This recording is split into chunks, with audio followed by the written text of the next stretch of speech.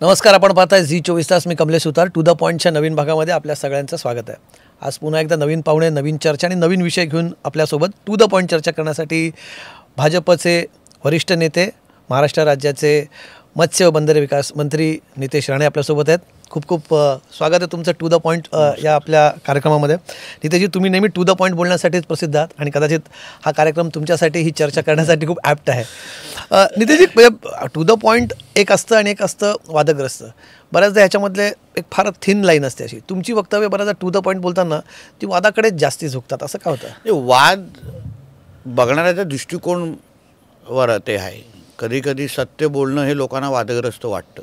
जी, आपण जेव्हा सत्याची बाजू घेतो ते कदाचित आजच्या जमान्यामध्ये काही लोक क्वचितच घेत असतील आणि सत्याची बाजू घेत असताना कधी कधी लोकांना त्या गोष्टी पचत नाही किंवा हल्लीच्या सगळ्याच गोष्टी जसं गोडत बोललं जातं त्याच्यामध्ये एक कोणतरी खरं बोलणारा, स्पष्ट बोलणारा किंवा टू द पॉईंट बोलणारा असेल तर त्याला वादग्रस्त म्हणून त्याला टॅग दिला जातो. पण बहुसंख्य लोकांना तो विषय पटत असतो. विषय कसे असतात, म्हणजे विषय बऱ्याचदा तुम्ही मांडणारे विषय ज्यांचा जास्ती वाद होतो ती जनरली असा ती धार्मिक विषयांबाबत किंवा धार्मिक तेढ निर्माण करण्याची वाक्यात. आता परवा पुण्यातला एक गेल्या आठवड्यात ऐन दिवाळीत एक विषय झाला शनिवार वाड्याचा. त्याच्याबाबतही तुमचं एक स्टेटमेंट आलं की काय तुम्ही म्हणालात की समजा शनिवार वाड्यात जाऊन नमाज पढायची असेल तर मग आम्ही दर्गा माहीमला जावं का, हजालीत जावं का, असं तुम्ही तिथे एक विधान. काय असं आहे की आपण एका धार्मिक स्थळाला एक न्याय देतो, दुसऱ्या धार्मिक स्थळाला वेगळा न्याय देतो. जेव्हा तोच विषय कोणी हनुमान चालिसाचे पठण असो, महाआरती असो, कोणी जाऊन हजेली दर्ग्याच्या इथे म्हटलं असतं तर गंगा जमुना तहजीब, सर्व धर्म समभाव, भाईचारा, हे सगळे वाक्य आपल्याला ऐकायला मिळालं असते. कदाचित वातावरण पण खूप पेटलं असतं. तर माझं म्हणणं आहे की जो न्याय तुम्ही हजेली दर्ग्याला, माहीमच्या दर्ग्याला, जामा मस्जिदला देता तोच न्याय तुम्ही शनिवार वाडा आणि आमच्या अन्य मंदिरांना आणि धार्मिक स्थळांना द्या. तेवढंच विषय. दोन्ही बाजूंनी तेवढं तारतम्य ठेवलं जाईल तर मला नाही वाटत वादाची काय गरज आहे. आणि शनिवार वाड्याचा विषय अगर तुम्ही बोला, आजूबाजूला 17 ते 18 मस्जिदी आहेत. टोटल तुमच्या कॅमेरावाल्यांना पाठवा तिथे 17-18 मस्जिदी आहेत. एवढी धार्मिक स्थळं तुम्हाला आजूबाजूला तुमची आहे असताना तुम्हाला तिथेच नमाज पठण करण्याची काय गरज आहे? तुम्ही जावा आपल्या मस्जिदीमध्ये. आपला शनिवारवाडा धार्मिक स्थळ कुठे आहे? शनिवारवाडा धार्मिक स्थळ कुठे आहे? ऐतिहासिक स्थळ आहे ते. अहो, ऐतिहासिक पण हिंदू समाजाच्या भावना आहेत ना त्याच्याबरोबर. माझं म्हणणं आहे की मग हाच प्रश्न, एवढंच संयम आपण जेव्हा कोणी जामा मस्जिद आणि हजेलीकडे केलं तर ठेवाल का आपण? तेव्हा लगेच एकदम नितेशजी, तुम्ही मुंबईकर आहात, सर्व धर्म समभाव. माझं म्हणणं आहे की आपण डॉक्टर बाबासाहेब आंबेडकरांचं संविधान मानणारे लोक आहोत ना. जी, राईट टू रिलिजन हे सगळ्यांनाच आहे ना. सगळ्या लोकांनीच मानावं ना ते विषय. एकाच धर्माने मानावं आणि दुसरा धर्म करायला लागलं तर लगेच डायलॉग देणारे आपल्याकडे कमी नाही आहेत. तर माझं म्हणणं आहे की सगळ्यांना समान न्याय असला पाहिजे, ही माझी भूमिका आहे. पण जातात की तुम्ही हाजी अली म्हटलात, माहीम दर्गाचा विषय काढला, तिकडे जातात. तिथे जाणाऱ्या हिंदूंची संख्या आहे तिथे ना. तिथे जाऊन हनुमान चालीसेचं पठण करत नाही, महाआरती म्हणत नाही. जो नियम कायदा आहे, जो काय तिथे धार्मिक स्थळाचा मान ठेवायचा आहे तो आमचा हिंदू समाज नेहमी ठेवत आलेला आहे. असंख्य मुसलमान समाजाचे लोक पण आहेत जे त्या मंदिरात जाऊन व्यवस्थित पद्धतीने आरती करतात आणि नमस्कार म्हणून बाहेर येतात. ते तिथे जाऊन मुद्दाहून वाद. पण हे काही जिहादी मानसिकतेचे लोक आपल्या समाजामध्ये आहेत ज्यांना वातावरण खराब करायचं आहे, ज्यांना या राष्ट्राला 2047 पर्यंत इस्लाम राष्ट्र, गजवाय हिंदच्या अंतर्गत ह्या राष्ट्राला इस्लाम राष्ट्र बनवण्याचे जे मनसुबे आहेत त्याच्या ह्या जिहादी मानसिकतेचा त्यांचा प्रयत्न असतो आणि त्याच्यामुळे सगळेच बदनाम होतात.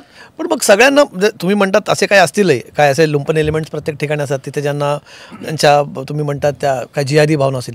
पण मग सरसकटीकरण कितपत योग्य? म्हणजे आता बघा, परवा तुमच्या मित्र पक्षाचे एक आमदार आहेत संग्राम जगताप, ते थेट असं विधान करतात की मुसलमानांकडून वस्तूच घेऊ नका.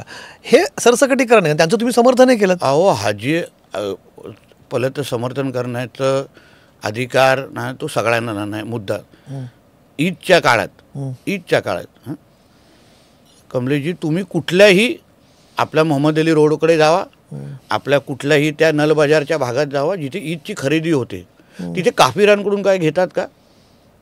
काफिरांकडून हिंदूचं दुकान, हिंदूंना काफिर समजतात, काफिरांकडून काय घेण्याची परवानगी आहे का इस्लाममध्ये? तर मग आमच्यातला एक सहकारी आमदार जो हिंदुत्ववादी विचाराचा आहे, त्यांनी अगर अशा पद्धतीचं आव्हान अगर हिंदू समाजाला केलं असेल तर मग चुकीचं नाही ना. त्यांच्या तर धर्मात लिहिलेलं आहे, काय काफिरातून घेऊ नका, काफिरांकडून घेऊ नका. माझा हाच मुद्दा आहे. आपण ज्या दोन धर्मात, आपल्या धर्मात असं कुठे लिहिलेलं आहे ना? त्यांच्या धर्मात असेल कदाचित, ते योग्य नाही. आपण ज्या राष्ट्रामध्ये राहतो कमलेशजी, तो हिंदू राष्ट्र आहे. इथे 90% लोक हिंदू राहतात. जिथे आता पाकिस्तान असो, बांगलादेश असो, हे सगळे राष्ट्र इस्लामिक राष्ट्र आहेत. काही ख्रिश्चन राष्ट्र आहेत. तसं आपला राष्ट्र जिथे 90% हिंदू राहतो तो हिंदू राष्ट्र आहे. त्याला जाहीर करण्याची गरज नाही. पण ते अधिकृत आहेत ना, म्हणजे Pakistan Islamic Republic of Pakistan आहे किंवा तुर्की, काय गरज आहे? 90% आपण हिंदूच राहतो. 90% ज्या देशामध्ये हिंदू राहतात तो हिंदू राष्ट्र आहे. आपण मानून अगर जगलो ना, कोणाला काही त्रास होणार नाही. हा प्रॉब्लेम काय होतो, आपल्याला आपल्याच राष्ट्रामध्ये राहून आम्ही हिंदू राष्ट्र आहे आणि हिंदू राष्ट्र का आहोत हे समजवण्याची आम्हाला वेळ येते, अन्य लोकांना समजवण्याची वेळ येत नाही. हा माझा मुद्दा आहे. काही एक लक्षात आहे, पहिलं तर जनरलाइज कुठे होत नाही मुद्दा. आम्ही सगळ्या मुसलमानांच्या विरोधात आहात का? कोणच नाही. देशभक्त, राष्ट्रभक्त जो मुसलमान आहे, तो जो ह्या देशाला आपला देश मानतो, ह्या राष्ट्राला आपला राष्ट्र मानतो, तिरंगाला सलाम करतो, वंदे मातरम म्हणतो, तो देशभक्त मुसलमानांच्या विरुद्ध कोणच बोलत नाही. तुम्ही आमच्या कोकणातले मुसलमान बघा ना, आमच्याबरोबर गणेश आरती पण करतात, आमच्याबरोबर सगळ्या गोष्टी बरोबर, पालखी पण उचलतात, सगळ्या गोष्टी करतात.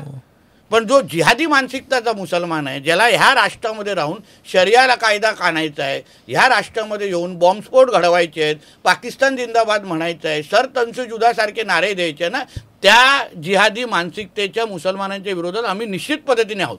पण मग ठरणार कसं, म्हणजे राष्ट्रभक्त कोण, राष्ट्रभक्त कोण नाही, हे ठरवणार कसं तुम्ही?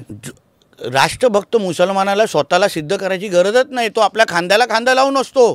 तुम्ही सांगा, जेव्हा आपल्या आता मानकुडमध्ये हल्ली एक देवी मातेचा मूर्तीची विठंबना झाली, किती असंख्य मुसलमानांना पण ते आवडलं नाही. त्यांनीही आम्हाला फोन करून सांगितलं की ये जो हो रहा है ना, अच्छा नहीं हो रहा है. अगर हम लोग हमारे सब त्यौहार, आम्ही आमचे ईद आणि मोहरमचे सगळ्या मिरवणूक, सगळ्या जुलूस शांततेत काढतो. कधी कुठला हिंदू तिथे दगड मारत नाही, कधी आम्हाला हिंदू कधी वाकड्या नजरेने बघत नाही. तर मग हे आपल्याला मूर्तीची विटंबना करणारे हे आमचे लोक नाही आहेत, हे जिहाद करणारे लोक आहेत. त्यांना ह्या देशामध्ये अशांतता पसरवायची आहे आणि म्हणून ते ह्या सगळ्या गोष्टी करतात. पण तुम्ही म्हणतात मग हे काय होतं ना, मग तुमच्याकडनं एक स्टेटमेंट येतात, नेत्यांकडनं होतं किंवा एक भावना होते की बाबा मुस्लिमांकडून किंवा तुमच्या भाषेमध्ये किंवा जे जिहादी असतील किंवा जे राष्ट्राच्या विरोधात मुस्लिम असतील, पण खालच्या सर्वसामान्य कार्यकर्त्यांपर्यंत ते पर्क्युलेट होताना बऱ्याचदा आपण अशा अनेक घटना बघतो की फक्त टोपी बघून, दाढी बघून लोकांना टार्गेट करतात. त्याच्या आतला माणूस काय, तो देशभक्त आहे की नाही हे न कळताच अनेकदा अशी चांगली भावना कधी हिंदूंबद्दल पण ठेवा ना. मॉब लिंचिंग सारखे प्रकार होतात बघा. आम्ही जे वादग्रस्त बोलणारे, द्वेष पसरवणारे, जहर फैलानेवाले ना लोकांचं आमचं काहीच गरज भासणार नाही. नितेश राणे, संग्राम जगताप, गोपीचंद पडळकर, असंख्य जे हिंदुत्ववादी कार्यकर्ते आहेत ना, हा हिंदू समाजाचा आवाज म्हणून आम्ही असंख्य पीडित कुटुंबियांना जाऊन भेटतो, पहिलं त्यांची भावना समजून घेतो, त्यांचे विषय समजून घेतो आणि मग त्यांचा आवाज म्हणून आम्ही तिथे बोलतो. असंच उगाच बोलत आणि द्वेष पसरत बसत नाही. बरं, हा झाला विषय. तुम्ही म्हणतात की तुमचा विषय द्वेष पसरण्याचा. तुमच्या विधानं काही, तुमच्या जुन्या विधानांकडे मी समजा गेलो, तुम्ही मधल्या काळात जी स्टेटमेंट्स करतात, तुम्ही